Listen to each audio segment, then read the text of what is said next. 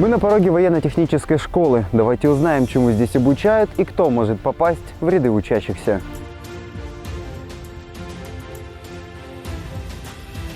Кто не знает, раньше военно-техническая школа называлась школой ДОСААФ, то есть Добровольного общества содействия армии, авиации и флота. В 2012 году ДОСААФ решили реорганизовать. На сегодняшний день учебное заведение занимается подготовкой военного обученного резерва. Это водители и стрелки. То есть в кратчайшие сроки обучаем парней, достигших с 24 до 27 лет, которые по каким-либо причинам не пошли служить в вооруженные силы. Были отсрочки по семейному положению, по состоянию здоровья и так далее. То есть люди, которые не отслужили в армии. Но в то же время для того, чтобы в нашей стране, как говорится, была надежная защита и оборона, мы готовим военно обученный резерв. То есть в течение 35 дней обучения готовим, будем так говорить, солдат. Ранее готовили мы только одних стрелков, ну, проще говорить, пехота, мотострелки. Сейчас мы готовим уже несколько других направлений. Буквально готовим стрелков-санитаров. Наверное, в фильмах видели, санитары в поле вытаскивают, оказывают первую помощь, как говорится, раненых. Обучаем этим способом. Готовим для армии водителей 4 категорий, которые практически используются именно водителями в вооруженных силах. В основном у нас идут десантно-штурмовые бригады, то есть военно-воздушные силы, вернее, воздушно-десантные войска, и также морская пехота. По словам директора, материально-техническая база школы сегодня на уровне. По поручению Министерства обороны поступает современное вооружение. Разрабатывают новые методики обучения и тактики. Кстати, ребята настолько заинтересованы в своем обучении, что сами конструируют макеты для освоения военного ремесла. Что это такое, для чего это нужно и чему здесь учат? Один из основных предметов обучения для подготовки военно-обученного резерва у нас является разведывательная подготовка. Вот мы подготовили новый класс разведывательной подготовки. Из чего он состоит, к примеру? Это схема, будем так сказать, местности, на которой будут схематически, как говорится, вестись боевые действия. Основная задача наблюдателя, который назначается от боевого подразделения, это обнаружить противника. Вот здесь, к примеру, не видите сейчас все. Картинка интересная, там где-то что-то торчит. Мелочь покажу. Просто небольшая мелочь, как говорится. Раскрываем перед личным ставом, вот стоит камень. Это место укрытия наблюдателя. Разрушенный танк, место укрытия наблюдателя. Разрушенный дом, наблюдатель противника. Цель разведчика. Вот мы здесь учим разведки. Цель разведчика – обнаружить потенциального противника, где он скрылся, какие его вооруженные силы, где они находятся, где огневые точки у него и так далее. Потому что если человек владеет обстановкой, значит боевые действия будут совершенно другие. Вот для этого это поле предназначено. Ну а так оборудование, посмотрите в классе, вот можно посмотреть здесь. Здесь тактико-технические характеристики основных видов вооружения мотопехотных подразделений иностранных армий вероятного противника. Данный класс был сделан руками наших учеников. Сами заинтересовались, им было интересно. Конечно, под руководством объяснял, что, где, куда должно быть расположено. Сами пришли, сами попросили, давайте оставим свою память.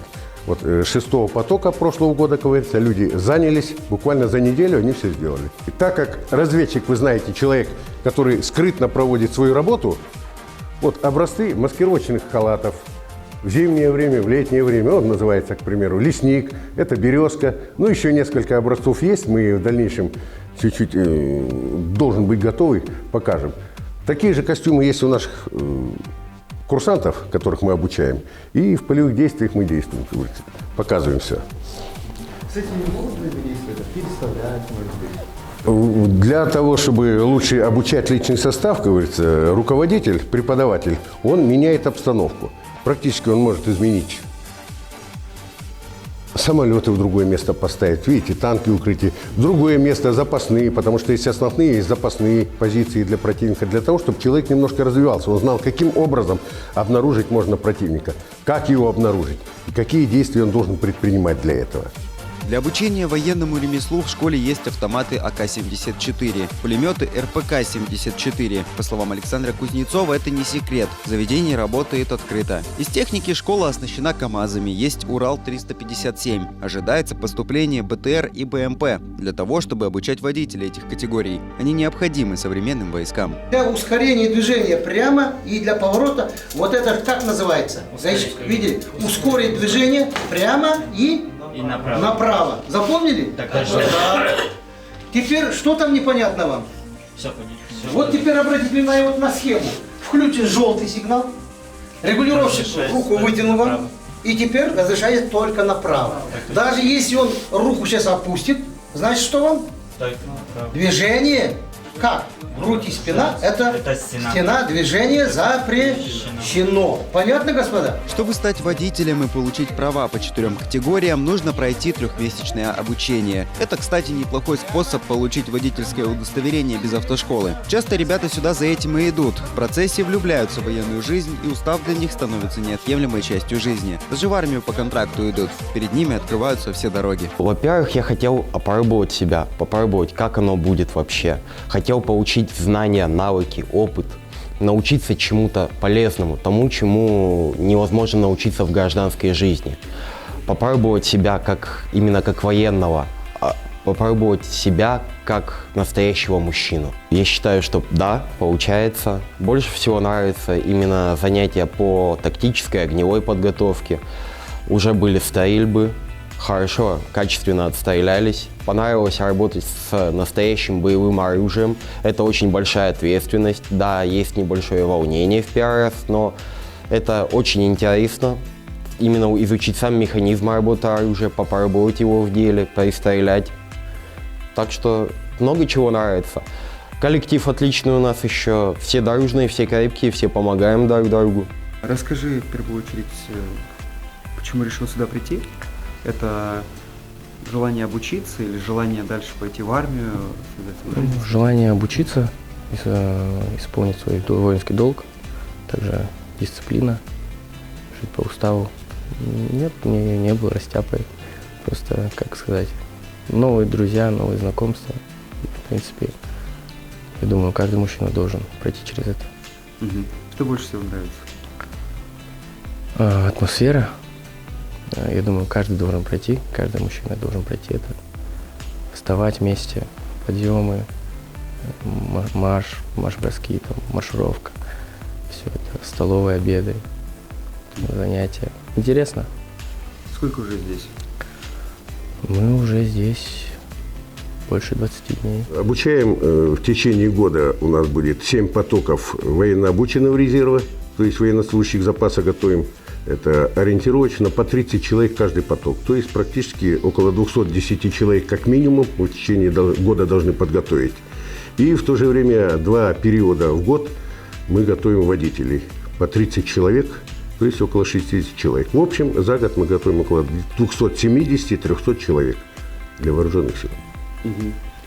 Вообще большое желание у молодежи идти, участвовать в этом всем. Ну и как они отзываются уже после того, как закончили обучение? Ну вот по военно-обученному резерву многие из ребят, я веду учет, ну, буду так говорить, директорами только год, до этого работал 2 года заместителем. Более 30 человек, которые отслужили у нас, готовились по военно-обученному резерву, более 30 человек пошли в вооруженные силы по контракту. Это погранвойска КНБ идут, это внутренние войска, 2 части, 55, 12, 66, 79, это органы МВД. То есть практически, ну, на каждом шагу встречаешь своего воспитанника. Приятно смотреть. Человек в форме, офицеры встречают, здороваются. Отзывов плохих не слышал. Ну и водители, которые мы отправляем, учим в течение 3 месяцев. После армии это приятно их увидеть. Приходят уже более возмужавшие, подготовленные, с удовольствием бегут сюда. Не просто бегут, не идут, а бегут, говорит, сюда, чтобы посмотреть, что изменилось, сказать спасибо. Ну и подсказывают своим товарищам. Почему? Потому что в последнее время по военно-обученному резерву у нас для того, чтобы сюда прийти, приходят в пределах 40 человек ежемесячно, просят, обращаются для того, чтобы обучиться здесь. Я не скажу, что у нас, как в армии, я только одно скажу, у нас строже, чем в армии. Почему? Потому что военнослужащий в армии служит 1 год, а у нас здесь он практически обучает 35 дней. Ну, там где-то боевая служба, где-то выполнение других задач, а у нас практически только боевая учеба, буду так говорить. Общевойсковая подготовка. 7-8 часов в день, последнюю неделю 10 часов в день, включая ночные занятия и так далее. Мы его обучаем воевать. То есть обучаем не наступать, а обучаем защищать нас.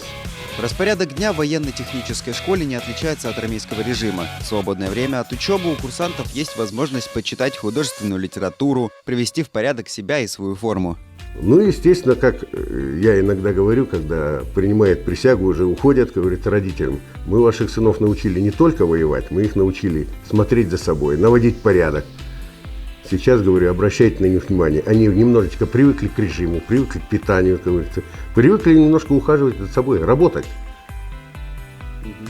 Они получают какое-то звание? После принятия военной присяги они получают воинское звание рядовой. В дальнейшем тоже рассматриваем в перспективе готовить сержантский состав. Это на рассмотрение Министерства обороны. То есть они отсюда уходят рядовыми и уже могут, не идти в армию, но все равно идут некоторые из них, да? Для чего? Они как-то объясняют, почему после учебы они все-таки идут в армию? Это привычка уже или просто... Некоторым нравится порядок, нравится дисциплина. Я говорю, многие ребята, вот каждый поток 3-4 человека уходят в вооруженные силы. Приходят, если нормально, даем блестящую характеристику, прямые связи с руководством подразделений, окружающих нас в Павлодарской области. Некоторые, отслужив в армию, водители, они остаются там по контракту, то же самое, продолжают нести службу. Ну, то есть, организм некоторых парней настроен на военный лад. Им понравилась служба, нравится порядок, нравится дисциплина, и они остаются и продолжают дальше нести службу. Это будут самые добросовестные военные, между прочим.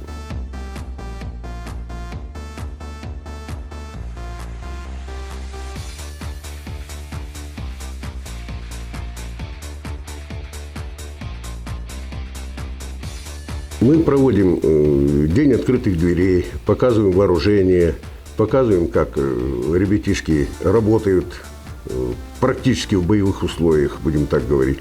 Они за период службы у нас, за эти 35 дней обучения, 5 раз проводим с ними стрельбы по различным условиям упражнений. И практически ни один двоечник не уходит, то есть мы их учим стрелять. В то же время молодежь, которая приходит, мы им объясняем о том, для чего все-таки нужна армия. Ну, пропагандируем службу. Вы помните, ребята, что в последнее время, как говорится, армию немножечко принизили. Сейчас престиж армии растет.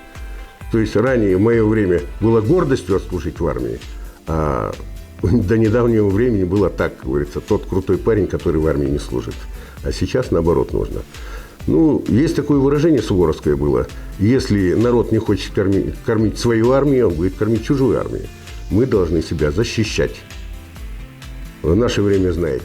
В стенах школы учеба не заканчивается. Ребята также выезжают на поле. На протяжении года 5 раз выезжают на стрельбище. Бывают на полигоне в Мичурино. Интересно проводят время. Появился шанс, мне сказали, что есть 40 дней, можно попасть сюда. И я решил попробовать сюда поступить. И поступил. Вот опять, как я парню задал вопрос. Не пошел в армию, но пришел сюда. Как отреагировали родственники, близкие? Хорошо, положительно отреагировали. Для тебя самого это... насколько полезный это опыт для тебя? Это очень хороший опыт, очень полезный опыт. Каждый мужчина должен пройти через это. Ну, я так считаю. Уже стреляли? Так точно. Что, как ощущение? Первый выстрел был самый, необычный. А потом дальше уже легче стало стрелять. Большой, так скажем, это шанс для тех, у кого нет, допустим, возможности уйти на год по каким-либо обстоятельствам. Это дает большую возможность ускорить этот процесс. За те 20 дней, которые ты здесь находишься, мелькала ли в голове мысль, может быть, так? Пойти в армию? Да. Мелькала, в дальнейшем там в органы пойти и так далее. До поступления в ИТШ занимался обучением в Павлодарском педагогическом университете, после чего решил продолжить обучение на магистратуре. Я считаю, что ИТШ в первую очередь еще привьет именно то самое чувство ответственности и дисциплины, которое необходимо педагогу для проведения занятий, что, думаю, тоже крайне положительно скажется на моем дальнейшем карьерном росте. Но все равно родители рады, то, что я решил отслужить, хотя бы в виде ВТШ, попробовать себя. Они говорят, если у тебя все будет хорошо получаться, если это тебе будет нравиться, то почему бы тебе не продолжить службу дальше?